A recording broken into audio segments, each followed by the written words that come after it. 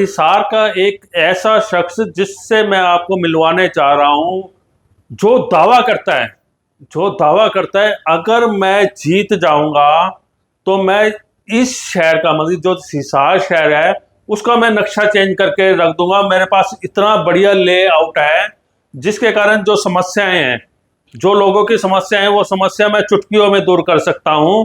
और सारी बात जानेंगे वो चुटकियों में। जो इतने 10-10 साल हो गए जिन्होंने आज तक भी नहीं कर पाए, तो वो बंदा कैसे कर लेगा? सोचने वाली बात है कि वो बंदा कैसे कर लेगा। और उन्होंने दावा बोल दिया, विधानसभा में नॉमिनेशन भर दिया है और जल्द ही वो आपको चुनाव चिन्ह देने वाले हैं। और उन्हीं से बात कर लेते हैं। ये आ चुके हैं हमारे साथ अनिल महिला जी। नमस्कार जी। नमस्कार जी, कैसे हो जी? सभी को दर्शकों को नमस्कार। और बढ़िया, सब फर्स्ट क्लास, मौजा, दया दृष्टि है, जनता की आशीर्वाद है।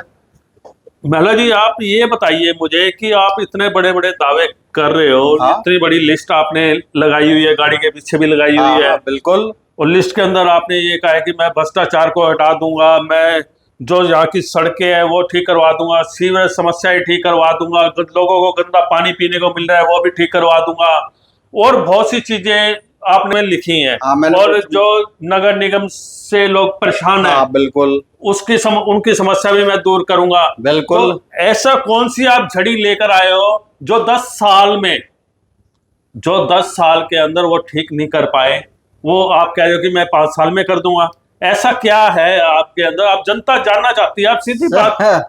मेरे पास है इच्छा शक्ति। देखिए जी, वो ठीक है ना, आपकी बात ऑन कैमरा रिकॉर्ड। कोई बात नहीं, कोई समस्या नहीं, खुल के बोल रहा हूँ। मैं 10 साल से नहीं, 20 साल से जनसेवा में लगे हुआ हूँ। जनता मेरे को जानती है। ऑन कैमरा रिकॉर्ड हो रही है। कई ऐसी बात मत कर देना जैसे वो और नेता करते हैं, अपना वादा करके कैमरों के सामने आकर वो फिर गायब हो जाते हैं कि भाई साहब ने तो कहा भी नहीं। हाँ जी जी, सबसे बड़ी बात तो ये है कि हिसार की जनता को पता है कि मैं जो कहता हूँ वो करता हूँ, पीछे अपनी जबान से हटता नहीं। एक यही तो हमने कमाया है, एक जो जबान की कीमत है, ये हिसार की जनता समझती है कि अनिल महिला जो कहेगा, क्योंकि मैं वोट बैंक की राजनीति नहीं करता। अभी मैं लोगों को देख रहा था, लोग जातियों में बटे हुए हैं। एक सुनूला तो अपने समाज का नेता बने, वो अपने समाज, मैं समाज के हिसार की बात करता हूँ। मेरा एक नारा है, जय हिसार, तय हिसार, विजय हिसार। जय हिसार, तय हिसार और विजय हिसार। विजय हिसार, ओके, ये अपना नारा है और यही सफलता की ओर बढ़ेगा। हिसार की जनता इस बार पूंजीपतियों को, पार्टीबाजी को, धनाढ्य सेठों को, जाति पात को, पार्टियों को छोड़कर अपने हिसार के लिए मतदान करेगी और भारी मात्रा में करेगी। वो बात ठीक है। आप सारी बात कह रहे हो कि मैं जुबान का पक्का हूँ। सारे नेता ही बोलते हैं कि हम जुबान के पक्के हैं। मैं अपने आप को नेता कहता ही नहीं। आप बताओ किसके मुंह से?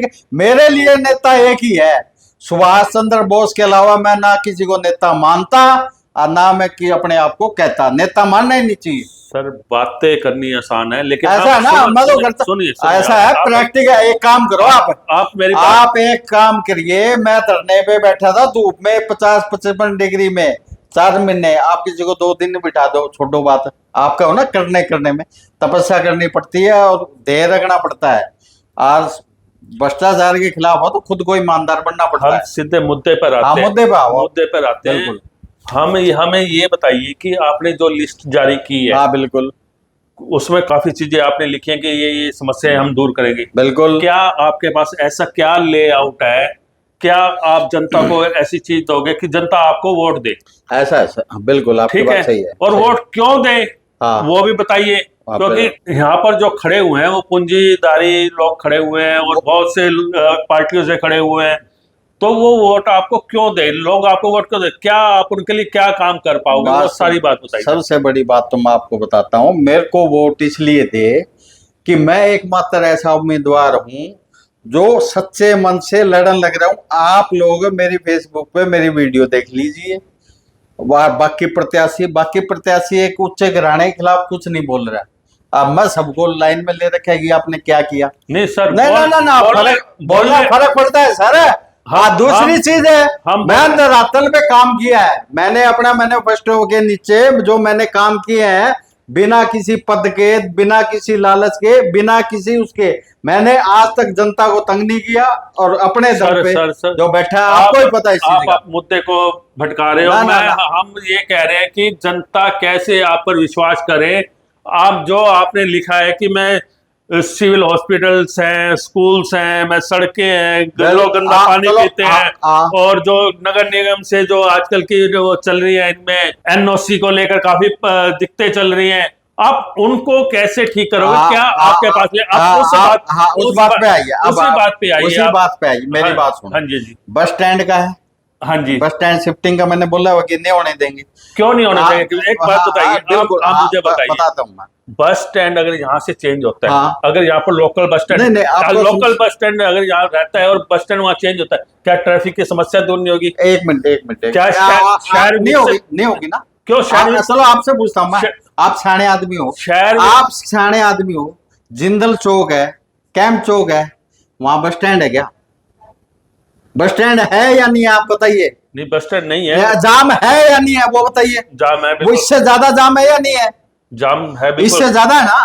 तो फिर आपको यही तो कह रहा हूं मैं, ये भूमि के लालच में शिफ्ट करने लग रहे। इसका अलावा तरीका बता देता हूं आपको। आप कह रहे हो ना जाम की समस्या कहाँ से है? जब वो वहां से बस से निकलती है ना। कहाँ से? अगर बस से अरे नहीं, आप प्रैक्टिकल जाइए, आप देखिए, तो आप प्रैक्टिकल देखिए ना। आप किसको, आप चाहते हो कि ऑटो वाले, जो ई रिक्शा वाले हमारे भाई है, उनका धंधा चौपट हो जाए, वो बाहर जाएगा। जो छात्र आते हैं, ग्रामीण आते हैं, वो खत्म हो जाएंगे। वो बेचारे वहां पहले वहां आएंगे, फिर ऑटो या सिटी बस पकड़ेंगे, उसके बाद जाएंगे। सरकार ने ये किया है कि सरकार ने क्या किया है? मैं आपको बता देता हूँ। हाँ? कि जो प्राइवेट जो बसें, जैसे गांव की बसें हैं, वो यहाँ से चलेंगी। किसने कह दिया आपको? किसने कह दिया? ये कहने के तरीके हैं। आपके पास है कोई प्रूफ लिखित? दिखाओ आप। इन्होंने पहले तो कहा था कि मैं चेंज ही नहीं करूंगा, बोला था। फिर वहां जाके वो असीम गोयल जी आए, बोला जी यहाँ कर दो, ठीक है, शहर से बाहर। आपको मैं बता देता हूँ, जिंदल ये है ना, जो अपना सेक्टर 14, इसके साथ में जो बस स्टैंड है, इसके साथ में बिल्कुल एक जमीन खाली पड़ी है। मुझे नहीं पता वो डागी या किसकी है, लेकिन है सरकार की। उसके साथ में 4 लेन जा रही है आगे बाईपास पे।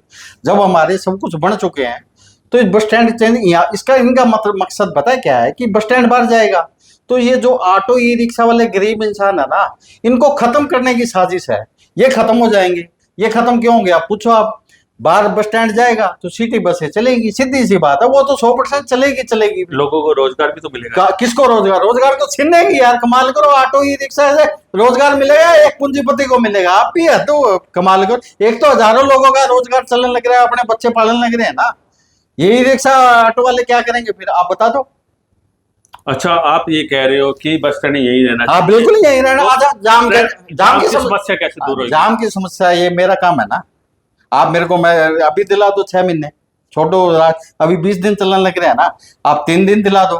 दोस्तों, इनका कहना है कि अगर सिर्फ मात्र 3 दिन मुझे अगर दे दिए जाए ना, 3 दिन, और ट्रैफिक की समस्या बिल्कुल ठीक कर दी जाएगी। ट्रैफिक जाम क्यों होता है पता है आपको? ट्रैफिक जाम क्यों होता है? इंसान जल्दबाजी करता है। अभी आप कह रहे हो ना, शहर को समझ, जो मैं योजना बनाता हूँ ना, अब वही अपने डॉक्टर वैशाली शर्मा है, वही चीज पे चलने लगी। जो मैं बनाता हूँ उसी चीज पे इनको चलना पड़ता है, मजबूरी है इनकी। क्यों? क्योंकि मैं धरातल से काम करता हूँ, मुझे पता है कि समस्या क्या है, असली जड़ कहाँ है इसकी, और इसकी कैसे खत्म होगी। कुछ जनता के सहयोग भी करना पड़ेगा। मैं ये नहीं कहता कि सारी चीज सरकार की गलती है, जनता भी बहुत गलत है। जो है, मैं आपको पहले भी बताया था, मैं वोट बैंक की राजनीति नहीं करता, मैं जाति की राजनीति ना मैं धर्म की राजनीति करता हूँ।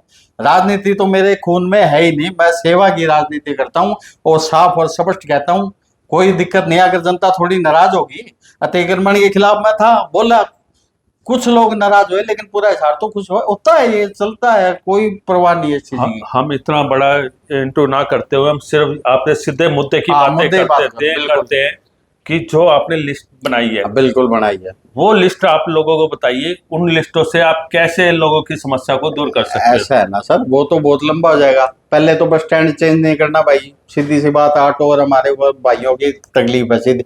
एलिवेटर रोड बनने नहीं देंगे, क्योंकि उसका कोई फायदा नहीं है। शहर के चारों ओर बाईपास बने हुए हैं, तो गाड़ियां वहां से जाएगी। शहर के बीच में एलिवेटर रोड नहीं होता। बड़े शहरों में इसलिए होता है कि वो बाहर चल जाए। तो अपने यहाँ बाहर चारों साइड में बाईपास है। पेयजल सीवरेज की समस्या आप लोगों को सभी को समस्या पता ही है, वो हम दूर करेंगे। और अतिक्रमण रेडी वाले जो भी है, रेडी पटरी वाले, उनको स्थायी जगह दिलाई जाएगी। और जो अतिक्रमण के नाम पे वसूली होती है, चाहे वो भाई नेता लोग करो, पार्षद करो या अधिकारी करो, उनसे छुटकारा दिलाया जाएगा। स्थायी जगह, परमानेंट कोई बात नहीं, योजनाएं हमारे पास ये 1 to Z सारी है। और दूसरी चीज, हमारे एक और योजना है जी, ये जो हमारा महावीर कॉलोनी का वाटर वर्क्स है, इसको हम जनता के सहयोग से ऐसा सुंदर बना देंगे, जैसे टाउन पर है, लोग वहां घूमने आएंगे तो उससे क्या होगा, शांति नगर, कुंजलाल गार्डन, राजीव नगर, महावीर कॉलोनी, एकता नगर, बड़वाल डानी, सबके लोगों का, महिलाओं के लिए माँ मंदिर अंदर ही, उसके साथ में सत्संग मतलब हमारी माताएं बहनें वो सत्संग करेगी। और सबसे बड़ी बात है, हमारा जो योजना है सबसे बढ़िया है कि हम रेड क्रॉस के माध्यम से, डीसी के माध्यम से, जो हमारे कर्मचारी है 4th क्लास HKRN में जो कर्मचारी है, जो हमारे सफाई कर्मचारी है, जो शहर की सबसे महत्वपूर्ण कड़ी है, उसके लिए हम रेड क्रॉस से मतलब जो तहसील में रजिस्ट्री हो या अन्य कोई कार्य हो, रेड क्रॉस की जनता के सहयोग से पर्ची कटाएंगे। और उनके बच्चियों के लिए विवाह में 51,000 रुपये का प्रावधान करेंगे। और उच्च शिक्षा लेती है तो 1 लाख। आप पूरे शहर में हिसार का निवासी को होना चाहिए, हिसार विधानसभा का, अगर बाई चांस दुर्घटना में उसकी डेथ हो जाती है तो उसके परिवार को 5 लाख की आर्थिक सहायता रेड क्रॉस के माध्यम से डीसी के द्वारा दिलाई जाएगी। वो तो सरकार आज भी दे रही है। कहाँ दे रही है? वो दे रही है। आप खाते में जो इंश्योरेंस कट जाता किसका? है, इंश्योरेंस की अलग बात है। हाँ जी, इंश्योरेंस एक अलग मैटर हाँ है। जी। ये 5 लाख अलग है। हम रेड क्रॉस जैसे रजिस्ट्री होती है, रजिस्ट्री से पहले आप पढ़ा करते तो आपको पता है जो भी काम होता है 10-20 रुपए की रेड क्रॉस की पर्ची कटा करती। वो क्या है कि वो उसमें ना तो हमें सरकार से कुछ लेना, जनता का सहयोग जनता के लिए है। तो उसमें क्या है, जो गरीब आदमी है, जैसे दुर्घटना किसी भी हो जाती है, जिसकी 5 लाख रुपए तक की इनकम है, चाहे वो हमारा बिहार का हो, चाहे यूपी का हो, चाहे हरियाणा का हो, चाहे पंजाब का हो, हिसार का कहीं का हो, लेकिन 5 लाख से इनकम कम है ना, अगर वो दुर्घटना में उसके परिवार को 5 लाख तुरंत प्रभाव से रेड क्रॉस के माध्यम से डीसी के हाथों दिलवाई जाएगी। तो योजना है, योजना बढ़ाने वाला चाहिए। और जो नगर निगम की जो लोगों की समस्या आ रही है, वो जड़ ऐसा है ना सर, वो जड़ मूल से उसी टाइम खत्म हो जाएगी। क्योंकि मैं ये क्या है, रिवर्ट करते हैं पैसे के लिए। और नगर निगम के अधिकारी मुझे अच्छी तरह जानते हैं। आपको मैं गारंटी देता हूँ दीपक जी, अगर मैं वहां पे जैसे नॉमिनेशन वो क्या नाम, जीत का प्रमाण पत्र हिसार की जनता आशीर्वाद देगी, और मैं वहां जीत का प्रमाण पत्र लूंगा ना, उसी समय से आप चाहे पब्लिक हेल्थ का अधिकारी हो, चाहे नगर निगम का अधिकारी हो, चाहे हुड्डा का अधिकारी हो, वो उसी के चाल आओ भाव उसी समय बदल जाएंगे। और ये मैं दावा करता हूं, क्योंकि वो मुझे अच्छी तरह से जानता है कि ये भ्रष्टाचार को सहन नहीं करेगा। छोटे कर्मचारी तो करते नहीं, ये बड़े बड़े बागड़ बिल्ले करते हैं। और इनको पता ही है कि मैं जब कुछ ना होते हुए भी ये कर सकता हूं, तो होने के बाद तो उनको अच्छी तरह पता है। दोस्तों ये थे अनिल मेहला जी, जिन्होंने अपने सुझाव रखे और कहा, जनता से अपील की कि मुझे वोट क्यों, हमने जब इनसे पूछा वोट क्यों दें आपको, तो इन्होंने अपनी सारी चीज बताई कि मैं वोट इसलिए मांग रहा हूँ कि जनता की सेवा के लिए मांग रहा हूँ, मैं जनता की सेवा कर सकूं। एक चीज और बताना चाहता हूँ आपको। हाँ जी। देखो मेरी बात सुनो, हम इसमें अखबार के माध्यम से 23 प्रत्याशी है। अब मेरा लोगों को इतना बह लगा है, बड़े बड़े पूंजीपतियों को, मेरे नाम के 2 बंदे और खड़े कर दिए। मैं तो कहता हूँ 2 क्यों, 20 और खड़े कर दो। अच्छा, आपके नाम से ही? मेरे नाम अनिल कुमार के नाम से। अच्छा। तो ये बह, तो ये बह मुझे अच्छा लगा। सबसे बड़ी बात मैं बताता हूं आपको, अब जो ये इलेक्शन हो रहे हैं, आप किसी को देख लेना। गौतम के लिए कहता हूं कि आपके पिताजी ने पर्ची काटी थी फर्जी रसीद, वो उसका क्या हुआ, आपने कितनी FIR कटा दी, आपको कमल गुप्ता ने कब रोका, तो तरुण जैन है, ये इनको समाज सेवा अभी याद आई है क्या? मैं सबको ठोकता हूँ। और ये किसी की मत नहीं, एक दूसरे को बोलते, ये मिले हुए हैं, इनको डर ही मेरे से है। बोला ये जनता को कहीं जगह ना दे, और ये जनता को सुलाना चाहते हैं। अनुला किसी को 100 रुपए देते हैं, किसी को 2। आप किसी भी, और आपके माध्यम से मैं कहना चाहता हूं, छोटा मीडिया हो चाहे बड़ा मीडिया, मैं कहूँ सभी मीडिया इकट्ठे हो, सब प्रत्याशियों को लाइन में खड़े करो 20 के 20 को, और फिर उनसे सवाल जवाब करो। मैं, मेरे से कोई भी आप सवाल करना मैं जवाब दे दूंगा, लेकिन उनके पास जवाब नहीं मिलेगा। ये सच्चाई की ताकत है। और इस बार हिसार की जनता जाति को छोड़ के ना, ये कहते हैं हम फलाने के उसके, मतलब आप दोनों देख लो, सिर्फ यही बात करें, जात के अलावा कहीं बाहर ही नहीं निकले। अरे शहर की भी बात कर लो। शहर, मैं कहता हूं जो करे हिसार से प्यार, वो अनिल मेहला से कैसे करें इनकार। वाह जी वाह, बहुत ये बात है। बहुत अच्छी बात कही इन्होंने। हाँ। और दोस्तों कमेंट्स में अपनी राय जो लिखना। Thank you so much.